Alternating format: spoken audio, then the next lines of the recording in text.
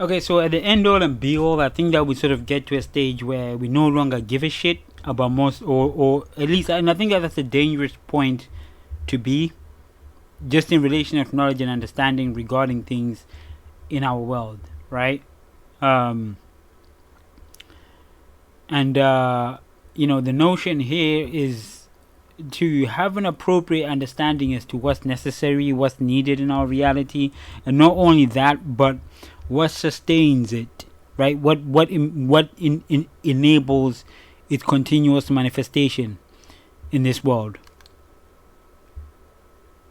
So,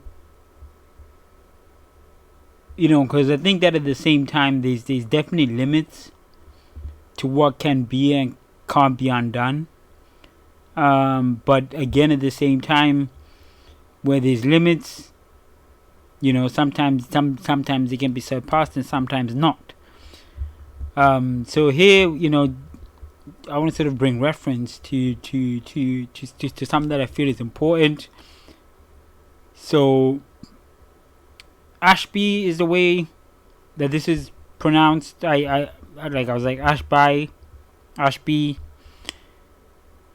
It's Ashby here, and or at least it's what the pronunciation of the terminology be here. And there's two specific people of reference, which I don't think they have any relation between the two. So it's Ross Ashby and Muat Ashby, both doctors but of two different natures. So Muat, most likely Matthew Ashby, and Ross Ashby, who ultimately goes into who ultimately goes into the notion of cybernetics, and given a base introduction to that, which is a concept that was brought to light in the early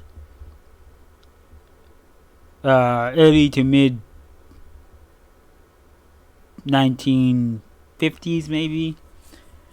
And it's an important concept, and it outlines a number of different things, right? And those were an important period of time within that particular point in history, right? So now, me bringing this to your attention, the discussion, or at least the notion that I intend to go into, is relating to the process, right? And the definition between what cybernetics is and what value it brings to individuals and countries and things of that nature, right? So Mr. Muat, Mr. Matthew, is focusing on the study of Egyptology, or the Egyptian culture, right? And he delves into this by looking at different aspects. This one here is focused on the aspect of meditation. So it enables you to have an alternate mind state, i.e. how to think while attempting to meditate, because it's not an easy process, right? It's not just close your eyes and be nothing, right? There's a whole process to actually being nothing, because to be nothing you must first be something, right? And to understand what that something is the process of meditation, right? To be in a still process, to be able to become nothing, you have to become something first, and then become nothing, and then return back to something, right? So that's the notion of meditation, right? And in Dr. Ashby's book, Dr. Ross Ashby, the notion is around mainly the processes that underpin control, right? So we're talking about change, transformation, right? What is it that underpins change, transformation? What is it that ultimately brings about different states, right? It's about state changings, transformations, and there's a multitude of equations relating to that. It's a highly mathematical and somewhat theoretical book that just delves into this notion of change at very deep levels, and we can use that to build systems, to build understanding, to build sort of transformers, right? So you have logic gates and things of that nature that come into play in relation to most of it. Right now, how do these two things correlate, or how can they be attributed together? The process here becomes of actually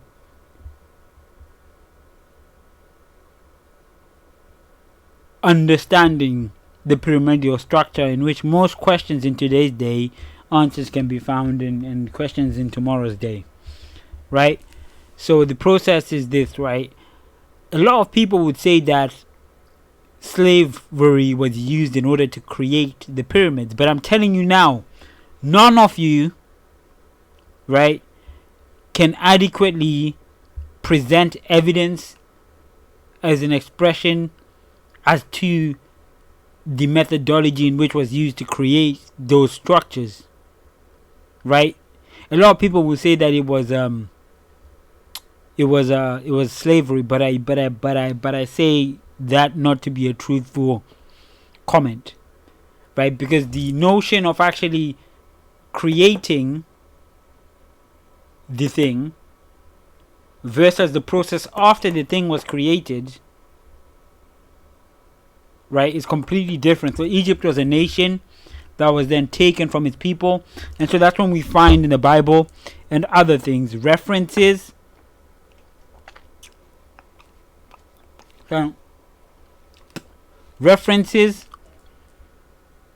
that ultimately determine slavery. Because after, like how sometimes these people were in captivity, and and how Moses bodied one guy, then he had to breeze out of Egypt because he bodied a slave. But all that was actually happening after a point in which Egypt was already taken over and Egypt was a ruin. It's a very old and ancient civilization. There's so much I could tell you about it. Like, there's plants that have gone extinct, right? This is probably beyond the point, but there's plants that have gone extinct, which were hallucinogens, right? That were used throughout the process.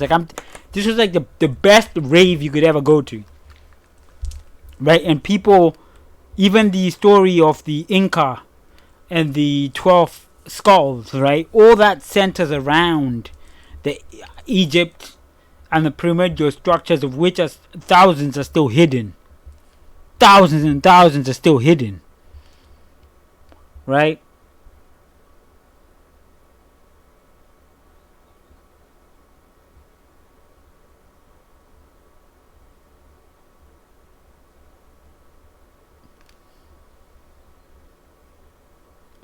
Thousands of them are still hidden within this particular pyramidal structure.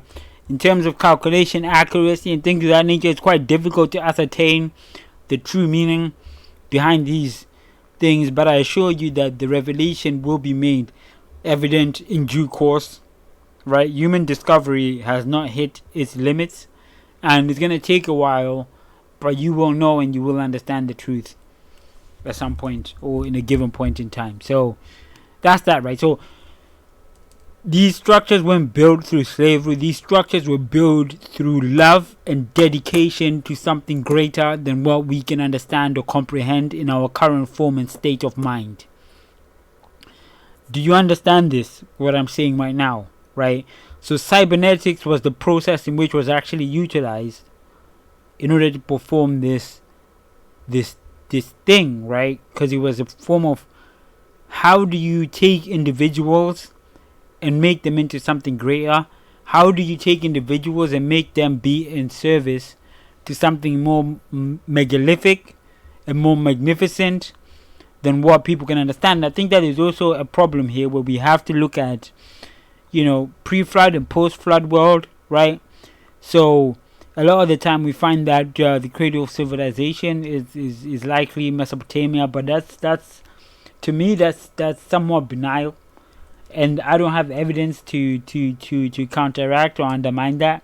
But I will say that we got a lot of sand. We got a hell of a lot of sand and a hell of a lot of unknown things.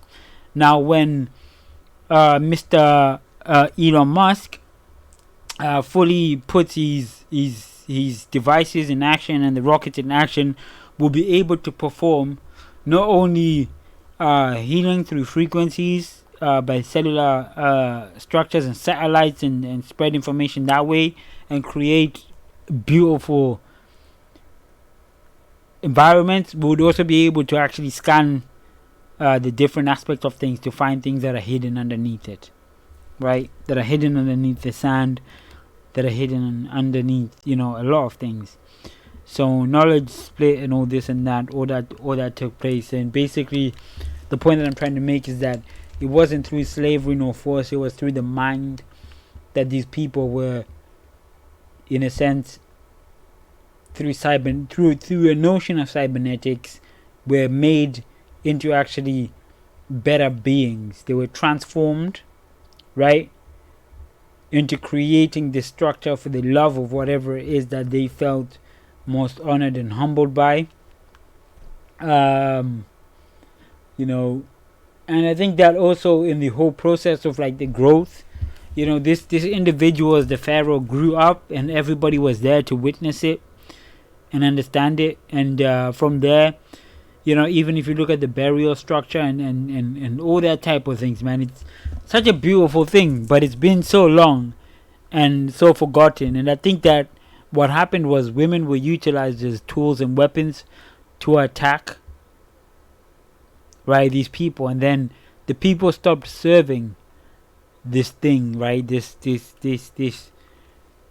thing called the pharaoh that was there at the time. This thing becoming sort of white, losing color.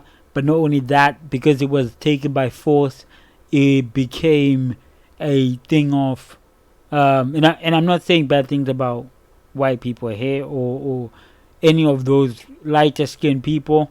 What I'm saying is that the thing that was there, as in the thing that it started to take over, it actually lost the mind. It had actually lost the truth. And so the people weren't surfing it. And that's when I think that probably slavery started to come into play. And that's when the biblical story started to come into account, when everything was recorded for the future, right? For a better understanding. Though, we're still not there yet, but we're definitely in the days. It takes a couple years. If we're talking in the span of hundreds of years, it takes a couple years for things to actually come into effect. Just as it takes it takes a couple milliliters for a 1 centimeter to become 2 centimeters, right? We have to understand this, and we have to know that. And so that's the beginning of it, really. And that's the true meaning of it, in my most humble opinion.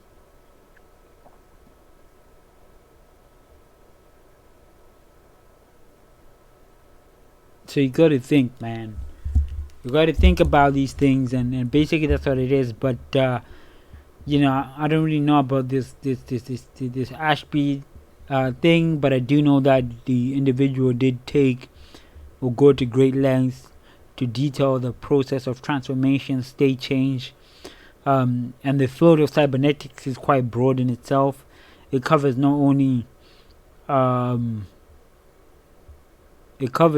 the mechanical side of it, but it covers a lot of different things. And I think that a lot of it also can be found in line with most of what the pyramids or the Egyptian culture stands for, and what meaning it ultimately holds. And that's the truth I just wanted to share with you all, to take that on board and to take that understanding. And yeah, the whole eye thing, it will be scary for some people. Like, the notion of Jesus, for me personally, I feel that it's definitely lost the meaning of transformation, because obviously the church has undergone tremendous change, but few who actually fight for the commandments, right? As Christians, there's very few, but they're there. But then you gotta look like at least 20 years in the past, like maybe, and they become less and less and less and less and less. But that church, in my view, will never fall, because when that church falls, humanity falls. It might fall in the West to some degree, but to me, that church will never fall. And that notion will never fall. And for as long as the information exists and it's not hidden or coerced, the true meaning of what it is will always be infiltration. So, for example, I don't really have problems masturbating or whatever the case may be, but I do have, I feel like there's definitely sexual issues that are prevalent within me, or maybe it's because they're in one side of it, right? I watch, I may look at specific things, and then on another side of it, I might not, right? So that's some of the things that I understand about the overall things. I know that doesn't really fit into the whole schematics of what it is that I'm defining here, but I think that we have to understand that transformation, change, so that whole part also comes into cybernetics, because there's a point about birth and all that type of shit that plays a part in our conceptual understanding of this. So yeah, that's what I wanted to say. Self-mastery, immortality, the science of change, the science of state management, right?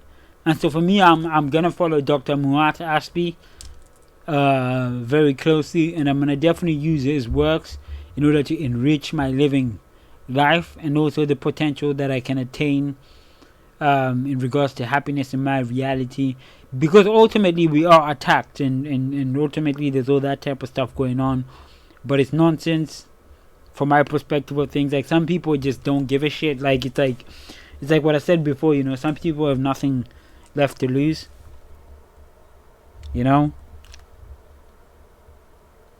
that's it. And again, I'd say that the pyramids were built and they were attributed to Cheops, but Cheops or the pharaohs that are said to have built them never did. And yes, we can call the people that built them slaves, but they weren't doing it out of force. If you say, for example, what was it that they were told would be or give them specific value,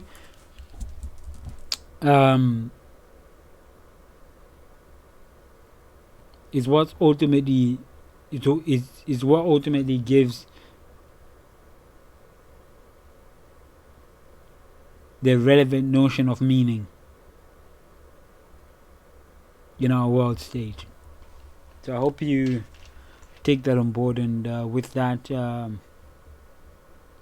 I hope you gain something greater or a much deeper understanding. As for me, I'm still in the process of coming into wakefulness, and so and I've been sort of hindered in that journey a bit, but I stay through faith and forever hopeful. Amen. This is not a prayer, but it's amen. No, I'm joking. Yeah, think it through.